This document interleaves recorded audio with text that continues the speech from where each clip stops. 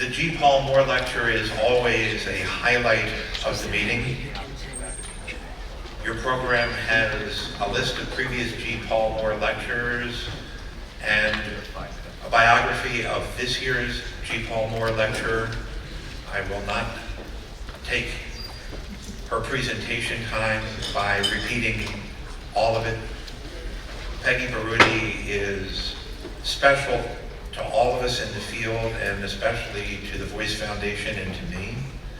For 45 years, she has had a wonderful career as a singing teacher, singer, a fine mezzo-soprano, and researcher. 29 of those years were spent in my office. She retired from clinical voice care with patients, but remains active on the voice faculty at Peabody, where she is a valued teacher of many outstanding singers, young and established, like Denise Graves, whom we have recognized here at these meetings.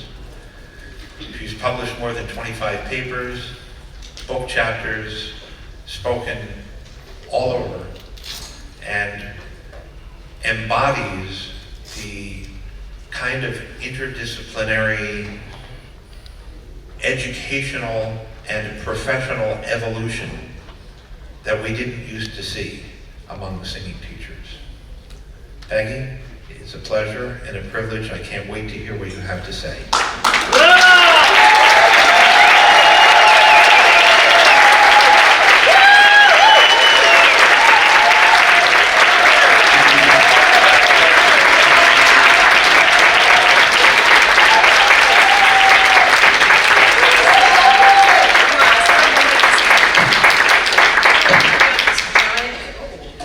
First of all, I'd like to thank the Voice Foundation for this incredible honor to be able to speak with you today and at you.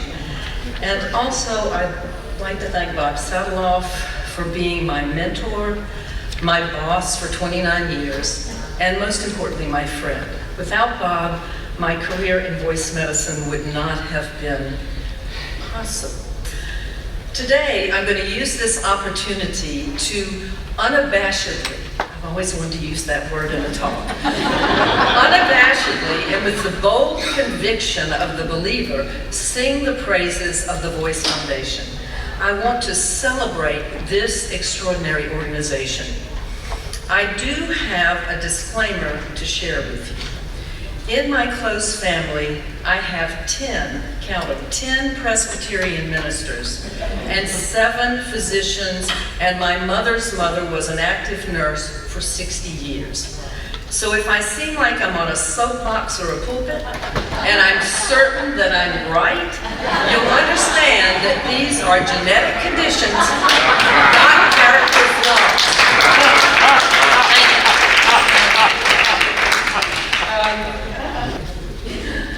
I also would like to acknowledge the marvelous book by Martha Howe entitled Broadening the Circle, The Formative Years and the Future of the Voice Foundation. It was published in 2015 by Compton Publishing. Martha has graciously given me permission to use some quotes and photos from her book.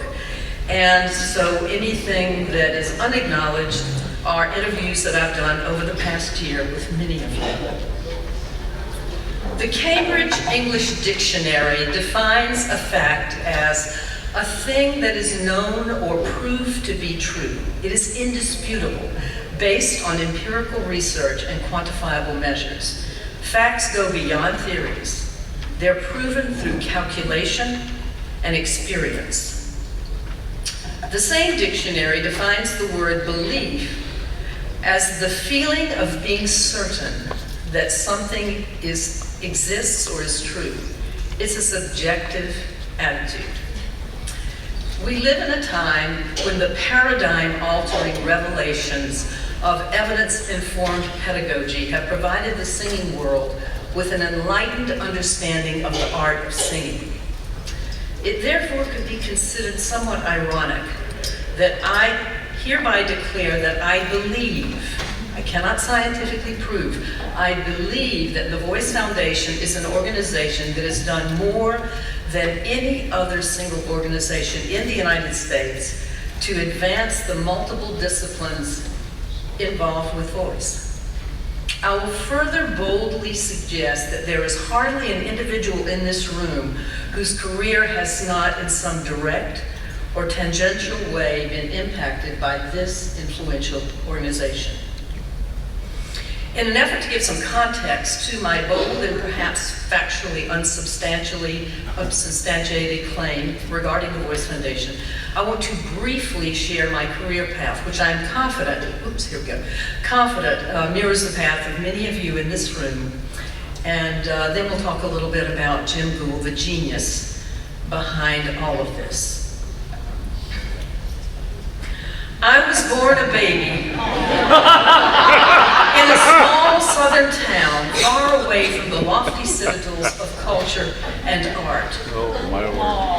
I grew up hunting and fishing and loving the out of doors. Fortunately, my mother was a trained singer, a beautiful soprano, and my father was a lover of opera and especially Puccini. So I grew up playing the piano, singing duets with my mother, and I began singing lessons at the age of 13. And like many of us who end up in classical music, I started out in musical theater. And there I am, and there's my sister. For as long as I can remember, I have been in love with the sound of the human voice, with singing. And I know this is true for many of you. I wore out Leontyne Price's first album. I adored Mary Martin, Julie Andrews, and Joan Sullivan. The Beatles, Robert Merrill, the Beach Boys, Rosalind Elias, the Kingston Trio, Lucine Amara, The Who, Victoria de Los Angeles, Joni Mitchell, Led Zeppelin, and many, many others. My mother took me to see Leontyne Price in live recitals 5 times when I was growing up, traveling around the South. And I was privileged to see many other high-level singers when I was a child. And the notes I wrote in the margins of the program were early warning signs of my future. I would write notes about the singers, commenting on perceived technical issues like the tone is too wide, the tone is too bright, I don't like that vibrato, or whatever my young ears thought they heard. Even before I was exposed to any kind of singing pedagogy, I was wrestling with the mysteries of the human voice, not understanding how any of it was accomplished, but supremely fascinated by all of it. My first singing teacher was a woman named Marion Manuela. She was a highly trained singer from the Midwest, but she married an agricultural researcher who moved her to Florence, South Carolina, where she raised 4 children and was teaching voice and piano and was the principal soprano in town. At that time, in 1960s, there was no such thing in Florence, South Carolina as a voice specialized laryngologist. The ENTs in town, knowing little if anything about voice, began to refer their voice patients to Marion for voice rehabilitation, following some kind of diagnosis. In an effort to further her understanding of how to work with these patients, she went to Boston to have some coursework with David Blair McCluskey. He was one of the early singing teachers who collaborated with the profession of voice medicine in the remediation of voice disorders, very much like Orrin Brown and others. This was the precursor to the modern day singing voice specialist. And that was perhaps one of the only places in the United States at that time that a singing teacher could hope to gain some insight into working with the disordered voice. It's not lost on me that my first singing teacher was practicing some of the fundamental skills that would become the foundational concepts of my future career as a singing voice specialist. I did my undergraduate degree in vocal performance at Commerce College in Spartanburg, South Carolina. I moved to Philadelphia, got a master's degree at what was then the Philadelphia Musical Academy, is now the University of the Arts. And of course I was in pursuit of a singing career. But I could see from the onset that the chance of achieving a career in singing that would provide me with a substantial income was statistically poor. So I decided to start teaching. And I can honestly say that I hated it in the beginning. I hated it. I hated it because I didn't know how to do it. I was taught how to sing, but I was not taught how to teach singing. These are two related, but very, very different skills.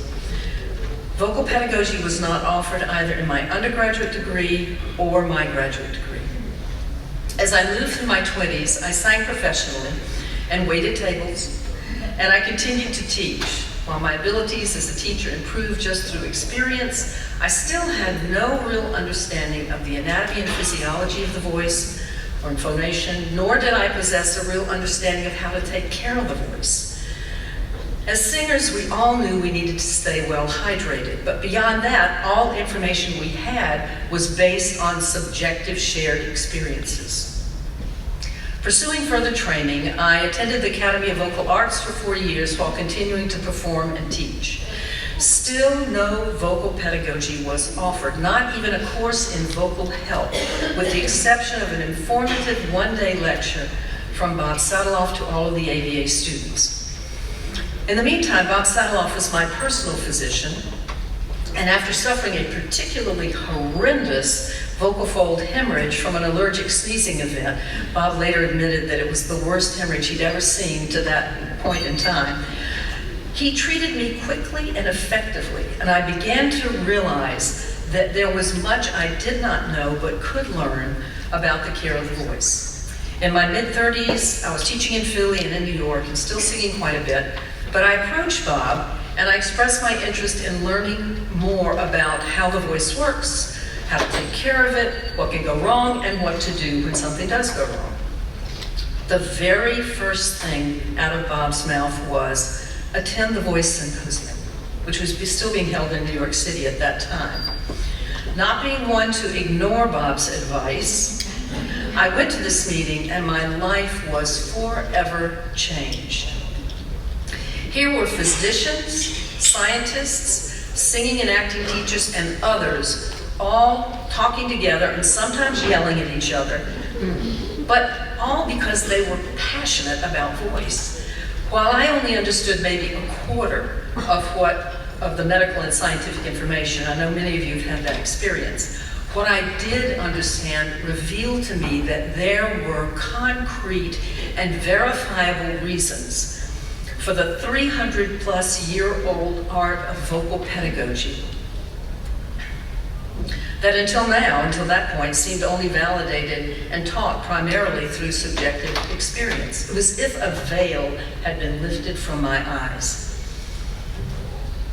I could see the light, and I could see what could develop in my own understanding of what I loved.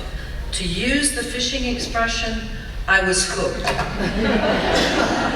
Being a dedicated mentor and educator, Bob allowed me to freely observe in his office, and the next phase of my education began. I had the great privilege of watching him with patients in the exam room and in the operating room, and of observing the brilliant and trailblazing Linda Carroll and other voice clinicians in the practice at that time.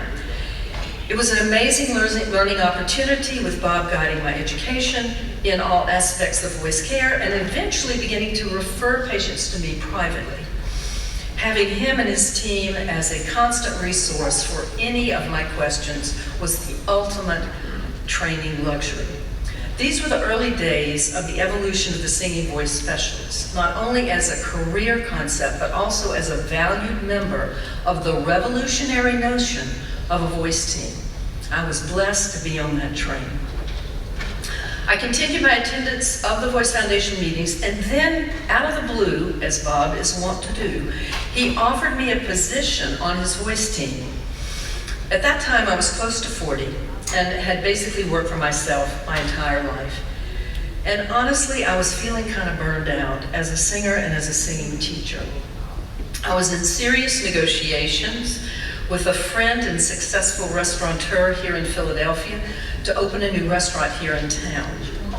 And any of you who know me know of my obsession with all things food and drink. What? So, yes. So I took a weekend to contemplate and pray, and on Monday I said yes, and I've never looked back. Well, Bob, almost never. As with most members of Bob's voice team, I've been a worker bee for the Voice Foundation from the time I came under his employ in 1991. One could argue that I am inherently biased regarding the influence of the Voice Foundation, having spilled much blood in the service of helping to create successful symposia. I would argue, though, that working in the trenches of these many symposia, in close relationship with so many attendees over the years, I have been in a unique position to appreciate the evolution of so many of you. I've seen you open your hearts and minds to one another. I have seen you challenge each other and fight tooth and nail for what you see as the truth. I have watched the way in which you've developed collaborative relationships that have advanced so many areas of voice. I've watched many of you as your careers have blossomed, changed directions, taken on new challenges, and influenced others. I've seen a lot of you go from eager and terrified students to leaders in your respective areas of voice. All of this has occurred in the arena of the Voice Foundation Symposium. So whose idea was this Voice Foundation anyway? I'd like to talk for a bit about the founding of the Voice Foundation, and particularly about Dr. Gould. Dr. Wilbur James Gould was Harvard educated. He was a captain in the U.S. Medical Corps in 1944 and eventually established his medical practice in New York City. His contemporaries in these early days of voice medicine included Dr. Hans von Leyden in Chicago and Dr. Friedrich Brodnitz and Dr. Eugene Grabscheit in New York, whose families had fled the advent of Nazism in Europe in the 30s.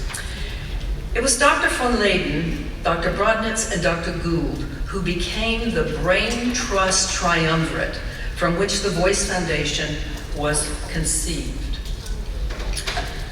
Save a Voice Foundation, the original name of the Voice Foundation, changed in 1975 to the Voice Foundation, and COMET, Collegium Medicorum Theatri, were both begun in 1969 as organizations for individuals with a special interest in voice.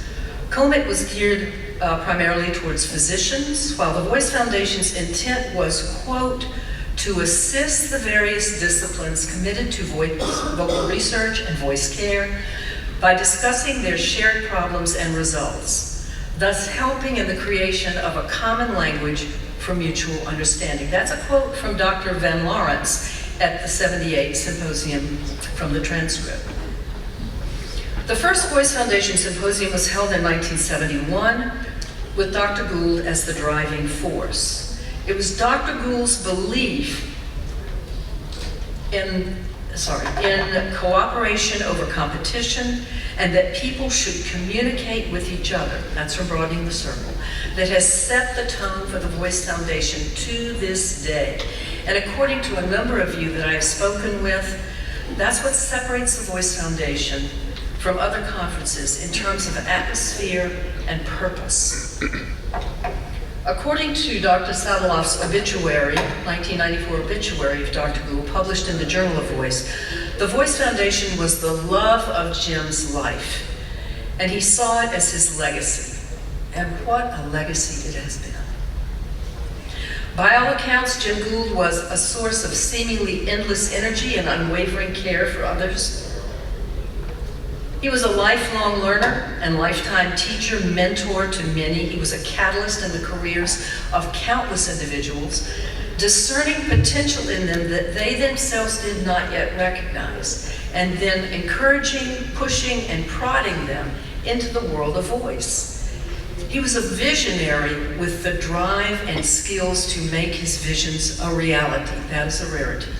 In addition to being a founding member of COMET and the Voice Foundation, he was also an integral part of the Denver Center for the Performing Arts. Dr. Sataloff recalls that, quote, first and foremost, Jim was a devoted clinician. He was always available to his patients for medical care or wise support. And he routinely made house calls and backstage visits, not only for his famous patients, but graciously for anyone. That is also from broadening the circle. Bill Riley recalls that, quote, Jim Gould was a psychological genius and patients loved him. Jim had the ability to make his patients feel that they were the center of his life. That's from Broadening the Circle. Bonnie Raphael, acting voice specialist. Bonnie said he had a great joy. You know he was a man who was doing what he was put on earth to do. His license plate said voice, also from Broadening the Circle. Our beloved Mara said of Dr. Gould, he was a gentleman. He was so serene, so easygoing, particularly with foreigners and particularly with newcomers. He had the ability of making us feel at home, of softening the hard stuff. Again, from Broadening the Circle.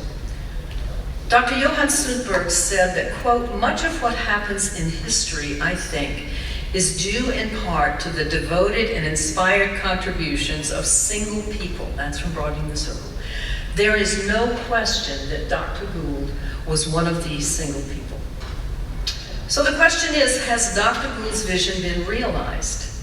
His vision of advancing the broad field of voice by bringing together all of the disciplines in an effort to share knowledge, develop a common language, respect one another's strengths, build collaboration, and further the mentorship and the inspiration and education of the next generation of voice specialists.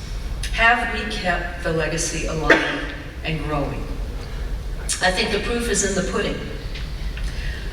Today, there are 500 members of the Voice Foundation worldwide with 12 US chapters and 7 international chapters. There's a peer-reviewed Journal of Voice, which grew out of the transcripts of the early meetings. There's a Voice Foundation newsletter called The Voice. And there is the joint Nats Voice Foundation online chats, brilliantly moderated by Kari Reagan. There's the yearly international celebration of World Voice Day on April 16th. And of course, there's the annual symposium, Care of the Professional Voice. The symposium has grown from an original attendance of about 100 people to our current attendance this year of 400 or more. We've expanded our attendance to include specialists from all over the world. This year we have 73 international attendees. Based on my lifetime observation of both the world of pedagogy and of voice medicine and science, I believe that one of the most dramatic examples of the transformations of the relationship between voice disciplines is that of the singing teacher and the voice scientists. For years, I observed real distrust, an inability to communicate, and I might say a lack of respect between singing teachers and voice scientists. We all know and are indebted to Richard Miller for his prescient leadership in linking these two worlds. While William Vennard and others played important roles in this early bridge building, Richard Miller, an active member of both NATS and the Voice Foundation, deserves a lot of credit for helping singing teachers begin to transcend the fear of science. From Miller's first articles on voice science in what we now call the Journal of Singing, to today's featured regular columns in this same magazine on voice medicine, voice science, research, the practical challenges of voice pedagogy, related areas of learning theory and psychology, the change in the journal of the premier professional organization of singing teachers represents a fundamental paradigm shift in the acceptance of the importance and relevance of voice science to voice pedagogy. At the symposium, you have the Van Lawrence Awards, an honor seeking to encourage the connection between pedagogy and the practice of voice with science and the research of voice. The afternoon workshops, where we can see in real time the application of concepts that are foundational, not only to voice production, but are at the center of increasing voice research in medicine. There's the masterclass happening tonight, presented by luminaries in the field of voice pedagogy and performance, a class attended by many voice scientists. And who can deny the inspiration of the singing scientist portion of the gala? Physicians, researchers, therapists, all demonstrating the joy of singing with their beautiful voices and vulnerable souls. As I told Ron Shearer, and I hope you're here, I have never forgotten to this day the gala on which he sang in 1991 or 2, where he sang a simple Welsh folk song in a voice that gripped my heart in its beauty and authenticity. Absolutely bowled me over. All you have to do is look around this room to appreciate the number of individuals who have transitioned from a professional singing career to outstanding careers in voice science and medicine. Where has that evolution been welcomed, encouraged, mentored, and celebrated? Here at the Voice Foundation Symposium. How many people in this room whose careers revolve around vocal pedagogy have been drawn into the world of voice science, research, and voice medicine? Where has your collaborative work been welcomed, encouraged, mentored, and celebrated? Here at the Voice Foundation Symposium. How many singing teachers' studio approach has been affected by what's been shared in the Voice Symposium? In order to bolster my opinion regarding the significant influence of the Voice Foundation, and in the absence of hard data extracted from rigorous scientific method, I am now going to flood you with personal testimonials from among our ranks. Here we go. Here's David. All right, Dr. David Meyer. My entire teaching career has been changed by the Voice Foundation. Kathy Price, a spinster. I first went to the symposium in 1976 and everything went over my head. Oops, wrong one. Kathy Price. I'm sorry, Kathy. I get so much from the Voice Foundation that informs my teaching. All right, here we go. Martha Randall. I first went to the symposium in 1976 and everything went over my head. Then I started taking courses at the university where I worked on speech and hearing. I cannot overstate what the Voice Foundation has done. I owe the foundation a lot. That just goes to show you, you don't know what you don't know until you know it. Dr. Brenda Smith. Where are you, Brenda? There you are. Brenda says, I tell my students that the stuff you're going to hear at the symposium will make you go, huh? But then you will see this information in a form you could recognize in the Journal of Singing. Nicholas May, recent PhD and associate professor at the University of Maine. Nick said, I hadn't considered speech-language pathology. I did not know it was a career path until attending the Voice Foundation. Speaking of his interest in basic science, Nick said, the symposium directly exposed me to things I would not have had exposure to. Richard Zordsma, longtime editor of the Nats Journal and voice teacher, said, quote, this is important, there is a great deal of cross-membership between Nats and the Voice Foundation. The cross-membership has had an enriching effect on both Nats and the Voice Foundation. The relationships between the two organizations has resulted in voice research and voice science influencing voice pedagogy. And the reverse is also true. The voice research has practical application in voice studio. Robert Edwin, brilliant teacher of young singers. Robert said, quote, when I first attended Nats, many said that singing was not about science, it's about art. With the Voice Foundation, we had scientists proving to us that different styles of singing require various techniques. The Voice Foundation has helped demythologize much of the traditional technical ideas. I feel that I have a team behind me with the science of the Voice Foundation. Alan Henderson, current director of NATS.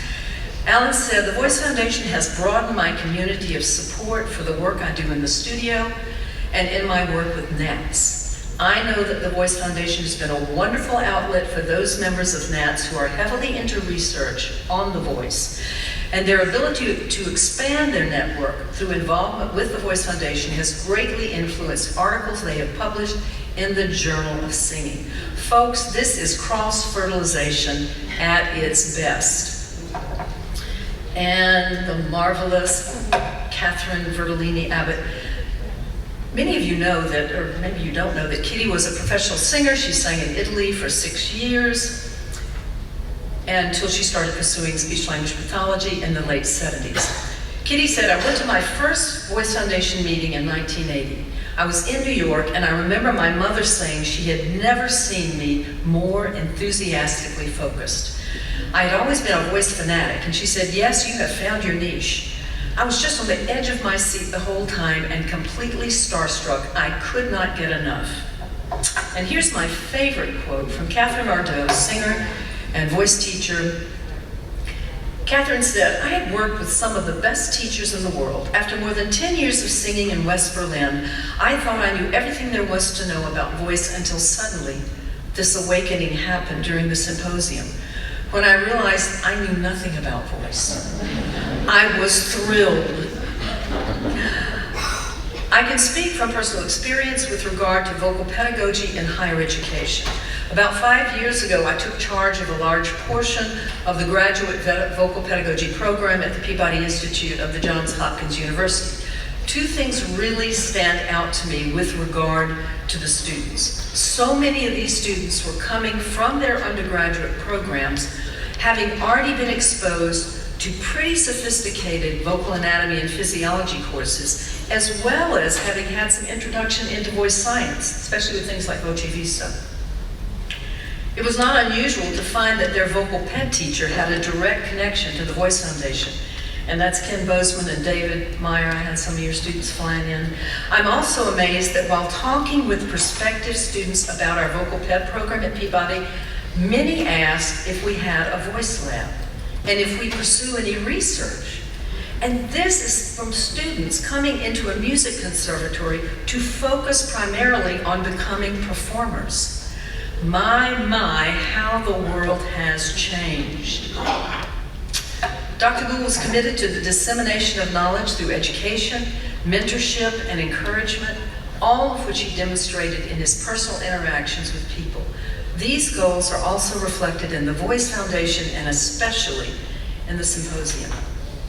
The Wednesday tutorials reviewing vocal anatomy, physiology, respiration, acoustics, neuroanatomy, and other areas offer not only an accessible primer for the beginner, but also a refresher for the experience. Lita Scares, SLP down at the Duke Center, said, quote, one of my favorite things about the symposium is the Wednesday tutorials. The greats of the field are talking about the basics. This is a great opportunity for those coming for the first time who do not have the medical or science side. It makes them feel more included and doesn't feel so remedial. There's no other conference that does it. It makes it feel very inclusive. Kathy Price again said, I was mentored to come to the Voice Foundation Symposium as a student, and I've invited and encouraged other colleagues and students to come, and some of my students have come back and made solo presentations of their own. Martha Randall, I always go to the tutorials. I love Ron Shearer and Bob and everybody, and I always learn things to share with my students. I always book a room with 2 beds so that if a student wants to come, they can stay with me for free. Brenda Smith said, I have brought students every year. They develop an immediate understanding of the interdisciplinary nature of voice care. They recognize the collegiality between the professions and the fields, and they see an opportunity for career building through mentorship. The fact that the Voice Foundation does not charge membership fees to students and offers a waiver of symposium registration for student volunteers is another example of commitment to the inclusion and education of the next generation of leaders in our field. The brainchild of Ron Shearer, there we go, come on. The poster presentations are a grand example of providing an incentive and venue for more research, especially among our up-and-coming seekers. Additionally, Ron Shearer says that those who judge the posters often say, quote, thank you for letting me judge. I really enjoy it and feel like I contribute something to the symposium. And here is Chris Sapienza, speech-language pathologist, researcher, author. Here is her resounding testimony to the broad scope of educational opportunities offered by the symposium. This is also in Broadening the Circle. I cannot think of one thing from the symposium that I did not take back home with me. I learned how to present. I learned how to interact with my peers and colleagues. I learned how to ask appropriate questions. I learned how to be part of a panel discussion. I learned about grant funding. I learned how to serve on a board. I learned how to be part of peer review. I brought my students there to present and to integrate their work into the Voice Foundation. Ron Shearer again says on mentoring, Jim Gould really influenced how I related to other people in letting me learn how to be patient. And that was a huge lesson, Ron says. He was kind of a father figure to me. Every year, many of you go out of your way to include your students in research. You bring them to the symposium. You introduce them to luminaries in the field, and you take the time to speak with interest and kindness to the students of others. I watch you do this. You herd your students around like your little flock of chickens, and they're starstruck. They're often hooked for life. This mentoring that you are doing has a direct lineage to Dr. Gould's goals for the Voice Foundation. When it comes to interdisciplinary communication collaboration, again, it is my belief that in the United States, the single organization that has done more than any other to include and foster all of this is the Voice Foundation. This in no way takes away from the vital purpose of all of the other excellent organizations dedicated to voice. I say this to emphasize the fact that the main goal of Dr. Gould, to bring together the many disciplines of voice in the collaborative effort to raise the entire ship of voice, has been and continues to be realized. Again, I present my data. Lita Skeer says, the collaborative element, the networks, this allows me to build. This gathering of minds, being together gets me fired up. I think that the international aspect is valuable and powerful. Adam Rubin, wonderful laryngologist, singer. From the start, you are introduced to multidisciplinary care. Being with teachers and performers has been great. In general, exposure for the physicians to what singers and performers actually go through is important. I'm inspired by being with all of these experts in the field. It's eye-opening and enlightening. I have been in both the role of the performer and of the physician, and being in both reminds me of the value of both. Thank you, Adam, who's not here. What an example of humility. Martha Randall says, again, I still use imagery, but I always have an underlying sense of what is factual and what I am after. If the student wants to know what is happening, I can explain it to the best of my ability in ways that they can understand. Brenda Smith, the glue that binds us is the cooperative, collaborative spirit that pervades the Voice Foundation in all of its aspects. The atmosphere is indeed one of family and belonging. The competitive spirit is not a factor at the Voice Foundation. It seems we're all headed in the same direction towards excellence. Nick May again said, I noticed throughout my time there's no other single conference that has an interdisciplinary feel. Kitty Vertolini Abbott says, the Voice Foundation is like the hub of a wheel with so many spokes that lead to many other organizations. And one more from Kitty that I just love. Kitty said, in 1985 at the symposium, I went to a 30-minute Bonnie Raphael session on consonant work as a small piece of the LESAC work. I went back to St. Louis and completely changed everything I did in my whole career. Everything I did. My whole career was based on a 30-minute session with Bonnie. And our beloved Ingo Tietze is quoted, and you sang beautifully last night, Ingo, if you're here. Beautiful. Was quoted in the Broadening the Circle as saying, the interdisciplinary aspects of the symposium affected my work enormously. Floods of new thoughts raced through my mind, flying back from the symposium to Denver or Iowa. And one more from Ron. The influence to collaborate across voice professions is a primary characteristic of the Voice Foundation and its symposium. That is his legacy. Do you know anyone who comes to the Voice Foundation who is not interdisciplinary? In speaking about the Voice Foundation with all of you through the years, There are many words that have come up repeatedly, interdisciplinary, collaborative being two of the most common.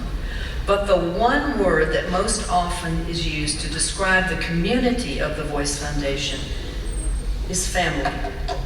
The more traditional definition of family involves the relationships of those related by blood. You can find many definitions of the word, but the definition I found that most closely describes what we have in this Voice Foundation is from the Cambridge English Dictionary, and it says a group of people who care about each other because they have a close relationship or shared interests. I see both of these elements in us. Let's start with shared interest. Yep. The main shared interest is that we are all voice nerds in the best sense of the meaning. We are passionate about voice, all things voice. But we're not just passionate, we're deeply in love with and committed to voice. We're in a committed relationship with voice. How do I know this? How can I say this without scientifically deduced data? I say it and can say it because I can look out at this audience today before me and I see a group of individuals who have devoted the best of their life's energy and skill and time to voice. You have put the advancement of the fields of voice above ego, above the need to be right, above the need to be the best, and oftentimes above the need to make a lot of money. Yeah, there's no question that the Voice Foundation members and symposium attendees care about one another. I'm sorry I'm moving in and out of this, forgive me. I see the support, both professional and personal, the encouragement, and the socializing. And the socializing. I think that was called the napkin game. And the socializing. There's so much real caring right here in this room. And here's my last set of data to support my beliefs. Lita Scarce says the real strength is the community that has been built, the community of the teachers and scientists and others. Also the informal mentoring that goes on in casual conversations over coffee. Good for me as the mentee as well as the mentor. David Meyer again said, the Voice Foundation saw me on good years and some of the darkest in my life with work stresses and family changes. I would show up at the symposium and it felt like being with family. If I'm having one of my biggest successes, I call it one of my best friends from the Voice Foundation. Adam Rubin again says, I would not underestimate the social aspect and how it brings our community together, especially internationally. One comes out feeling better. Brenda Smith, it's created a community of learners. You're all just talking with other people. It takes away the threatening part of talking to someone you never would have had the courage to speak to. The level of cooperation and friendship is obvious. I love this quote from Nick May. I have friends that I met at the Voice Foundation that I keep in touch with. Some of my favorite memories are just hanging out with folks. I remember talking with my colleagues once, including Ron Bacon, and I brought up a failed relationship. And he gave me relationship advice. Who would think I would get relationship advice from Ron Bacon? Robert Edwin. Robert says, I totally buy into the fact that so many of us at the Voice Foundation feel that when we get together at the symposium, we are all in this together. We're here for a common good. We're here primarily to celebrate voice. The social aspect is very, very important. As a private teacher, you can feel like you're on an island. But this allows us to be together and know we are not alone. That we are all in this together and it's no us versus them. Ron Shearer again says, the Voice Foundation has always been the primary symposium for me for two reasons. The multidisciplinary aspect and the family issue of just knowing everybody who comes and meeting new people. The heart of the Voice Foundation is the inspiration that everybody gives everybody else. It's a very simple formula because top down, it has always been an extremely generous orientation and nurturing situation. And Dr. Peek Woo from the Broadening the Circle said, I remember the brainstorming sessions even after the symposium, with people like Ray Colton, Tom Murray, Paul Moore, we would sit around and have a beer and talk about all the things we don't know, rather than what we do know. Today, I've looked at all the ways in which the Voice Foundation and the symposium have fulfilled the visionary goals of our amazing founder, Dr. Jim Gould. His dreams of an organization that would promote and support voice through interdisciplinary communication and collaboration, communication without competition, the education and mentoring of others, the continued exploration of things known and unknown. All of these continue to be our wonderful Voice Foundation. And with his usual brilliance, Dr. Gould singled out the one person he knew who could continue his legacy. I would be remiss if I did not shine a bright light on one of Dr. Gould's wisest decisions. When he chose Bob Sataloff to take over the reins in the future of the Voice Foundation, he knew exactly what he was doing. Dr. Gould chose a person of exceptional intellect and determined leadership, whose core values of interdisciplinary care, open communication, and collaboration among all disciplines involved in voice align precisely with his own goals. He recognized in Bob a visionary not unlike himself, a man of boundless energy with a tremendous sense of duty, a lifelong learner and teacher whose great joy is to mentor others, an individual who would do whatever was necessary to forward the original mission of the Voice Foundation. We owe Bob Sataloff our deepest gratitude for taking on this Herculean task and never faltering as our leader.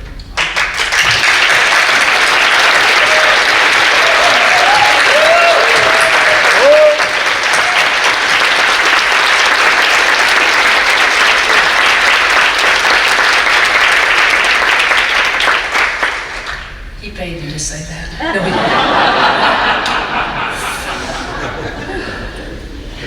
we all know that there are dysfunctional families and there are functional families with many iterations along that continuum. I believe that the Voice Foundation, we, the Voice Foundation, are a successfully functioning family. We are a group of people united in our devotion to the cause of voice, in our mutual respect for the disciplines of others, areas than our own. We are bound together by a hope that we can make things better for all by working together for the greater good. We, of course, do all still have personal egos and needs for recognition. Of course we do. We're human beings. But what separates the Voice Foundation from other organizations is the continued and very much alive legacy of Dr. Jim Gould, a single individual with a vision and the focus and strength to make that vision a reality. It is up to each of us and all of us to keep his dream alive and flourishing.